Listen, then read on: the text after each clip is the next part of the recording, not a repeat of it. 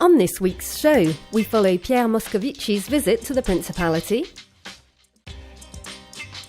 AS Monaco Basketball is honoured for their Leaders' Cup title. And we follow the Monte Carlo Ballet to the United States.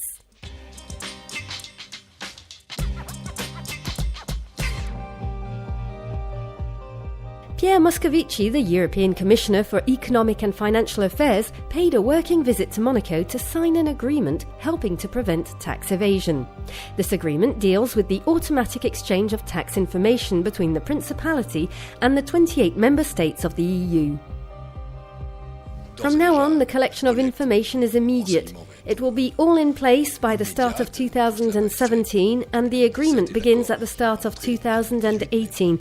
But as you will well understand, the information can be gathered retroactively, and we can now say that banking secrecy is dying out. This agreement will be effective as of 2018. During his visit, Pierre Moscovici also met Prince Albert II at the Princely Palace. The former French minister also visited two Monegasque businesses who export their products to EU member countries.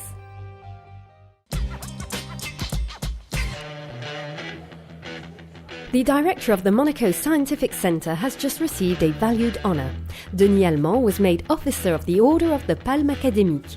This decoration rewards a multifaceted career for this Monaco-born man who has been at the heart of the great expansion at the Monaco Scientific Centre during the past few years.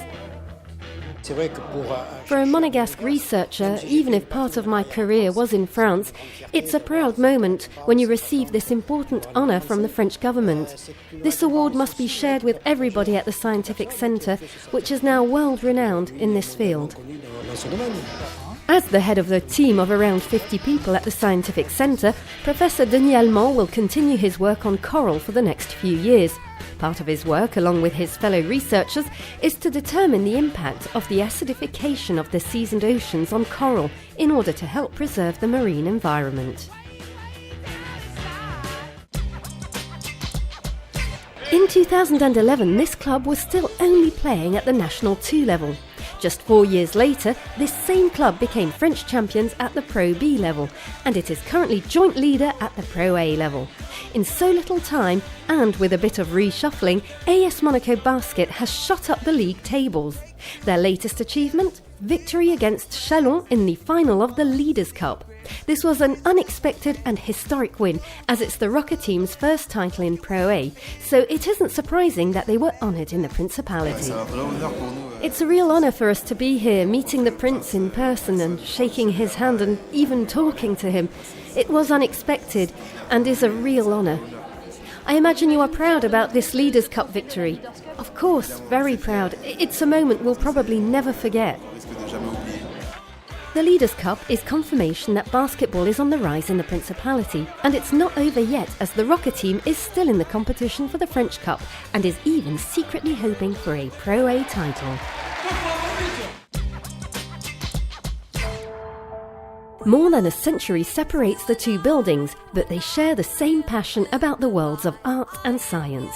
The Oceanographic Museum and the Musée des Confluences in Lyon have just signed a 5-year partnership agreement. It will be effective at the end of March. The first result will be the Tabanaba exhibition at the Oceanographic Museum, which will showcase 80 contemporary and traditional works focusing on the art of the peoples of the sea.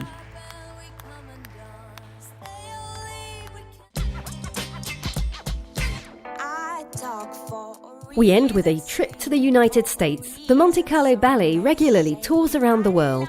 In mid-February, the dancers were in New York for 4 performances of Christophe Maillot's Cinderella. Monegasque culture was also on show with photographer Alice Blangerot's exhibition at Christie's of behind-the-scenes photos of the Monte Carlo Ballet. Time to go. See you next week.